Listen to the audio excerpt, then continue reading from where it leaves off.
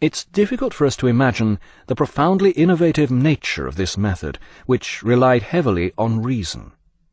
Philosophy before Socrates had had little or nothing to do with reason. The pre-Socratics were for the most part more interested in such topics as being, the metaphysical nature of what it means to be alive, or the ultimate nature of the world itself, speculating that it might be composed of water or atoms. A few of these wild and woolly intuitions were uncannily accurate, given the way they were arrived at, but it was Socrates who realized that philosophy couldn't go on like this. Philosophers were already a laughing stock, but there was no reason why philosophy itself should be relegated to this category. If philosophical thought was to stop itself from becoming an intellectual joke, or slipping back into religious speculation from which it had emerged, it needed a more rigorous approach. This was supplied by Socrates' dialectal method. With the benefit of well over 2,000 years of hindsight, we can now see this as the forerunner of logic, which was to be invented by Plato's pupil Aristotle a century or so later. Socrates' achievement, and his pupil Plato's understanding of this, marked a crucial stage in the evolution of philosophy. To appreciate the full extent of this advance, one need only imagine a serious intellectual discussion devoid of reason. Yet, despite having found his true métier, Plato was still tempted to become a backslider and enter politics. Fortunately, he was dissuaded by the behavior of Athenian politicians.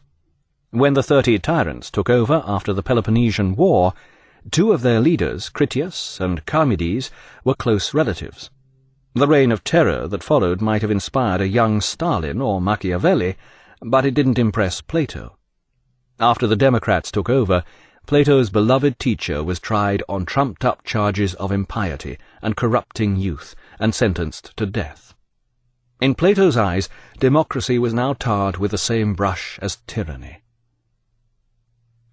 Plato's close association with Socrates placed him in a dangerous position, and he was forced to remove himself from Athens for his own good. Thus began his travels, which were to last for the next 12 years. After learning all he could at the feet of his master, he would now learn from the world. But the world wasn't that large in those days, and for the first period of his exile, Plato studied just 20 miles away in the neighbouring territory of Megara with his friend Euclid. This was not the famous geometer, but a former pupil of Socrates who had become renowned for the subtlety of his dialectic. Euclid had so loved Socrates that he had travelled through enemy Athenian territory disguised as a woman, to be present at the death of his master. Plato stayed with Euclid in Megara for 3 years, then journeyed to Cyrene in North Africa to study with the mathematician Theodorus. After this, he seems to have travelled on to Egypt. According to one persistent story, he now wished to visit some magi in the Levant, and ended up travelling east as far as the banks of the Ganges, but this seems unlikely. Possibly during his stay in Megara, or during a stop on his travels, Plato wrote his earliest extant works. These are in the form of dialogues, and are heavily influenced by Socrates, both personally and intellectually. Yet Plato was not completely in his shadow. These dialogues are the creation of a consummate mind, great works of literature as well as philosophy.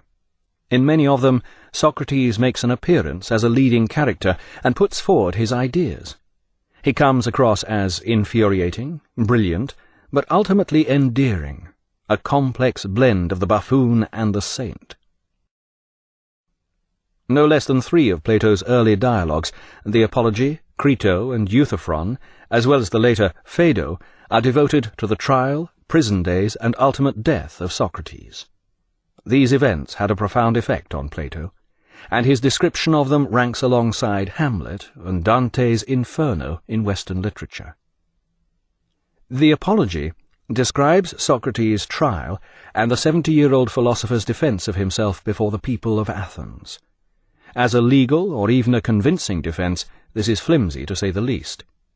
Socrates treated the charge with the contempt it deserved, and moved on to more interesting topics, such as why he was considered to be wise.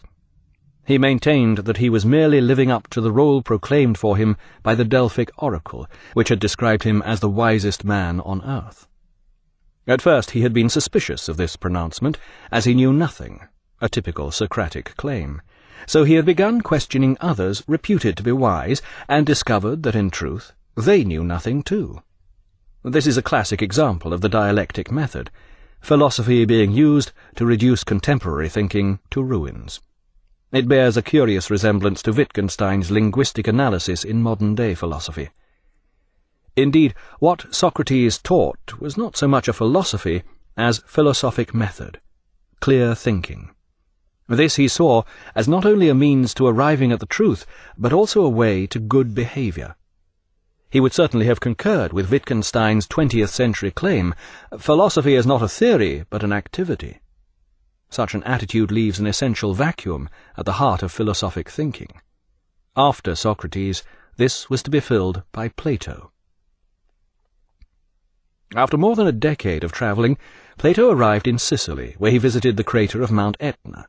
This was a great tourist attraction of the period, and not just as a geographical phenomenon. This, people believed, was what the underworld looked like, and a visit to Etna thus afforded an instructive glimpse of future living conditions. But the crater held an even greater attraction for Plato, owing to its association with Empedocles, the 5th century philosopher-poet.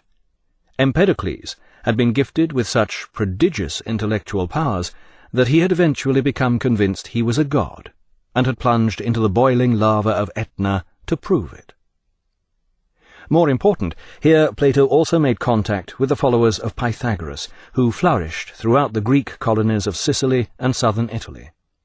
Pythagoras' discovery of the relation between number and musical harmony had led him to believe that numbers held the key to understanding the universe. Everything could be explained in terms of number, which existed in an abstract realm beyond the everyday world. This theory had a profound effect on Plato, who came to believe that the ultimate reality was abstract. What began as numbers with Pythagoras was to become forms or pure ideas in Plato's philosophy. The central feature of Plato's philosophy is his theory of ideas, or forms, which he continued to develop all his life. This means that Plato's theory has come down to us in several differing versions, thus providing philosophers with sufficient material to argue over for centuries to come. No philosophical theory can hope to last the pace unless it has room for argument about how it should be interpreted. The best explanation of Plato's theory of ideas is his own, which is not always the case, in philosophy as elsewhere. Unfortunately, Plato's explanation comes in the form of an image, which places it in the realm of literature rather than philosophy. Briefly, Plato explains that most human beings live as if in a dim cave. We are chained, he says, and facing a blank wall, with a fire at our backs. All we see are flickering shadows playing across the cave wall, and this we take to be reality. Only if we learn to turn away from the wall and the shadows, and escape from the cave, can we hope to see the true light of reality. In more philosophical terms, Plato believed that everything we perceive around us, the shoes and ships and sealing wax and cabbages and kings of everyday experience, is merely appearance. The true reality is the realm of ideas or forms from which this appearance derives. Thus, a particular black horse can be said to derive its appearance from the universal form of a horse and from the ideal of blackness. The physical world we perceive with the senses is in a continual state of change. By contrast, the universal realm of ideas, which is perceived by the mind, is unchanging and eternal. Each form, such as that of roundness, man, colour, beauty, and so forth, is like a pattern for the particular objects of the world. But the particular objects are only imperfect, ever-changing copies of these universal ideas. With the rational use of the mind, we can refine our notions of these universal ideas and begin to apprehend them better. In this way, we can approach the ultimate reality of daylight which lies beyond the dim cave of our everyday world. This realm of universal ideas has a hierarchy, leading from lesser forms to more rarefied abstract ideas, the highest of which is the idea of good. When we learn to ignore the world of ever-changing particulars and concentrate on the timeless reality of ideas, our understanding can begin to rise through the hierarchy of ideas to an ultimate mystical apprehension of the ideas of beauty, truth, and ultimately goodness. This was supplied by Socrates' dialectal method. With the benefit of well over 2,000 years of hindsight, we can now see this as the forerunner of logic, which was to be invented by Plato's pupil Aristotle a century or so, and woolly intuitions were uncannily accurate given the way they were arrived at. But it was Socrates who realized that philosophy couldn't go on like this. Philosophers were already a laughing stock, but there was no reason why philosophy itself should be relegated to. It's difficult for us to imagine the profoundly innovative nature of this method, which relied heavily on reason.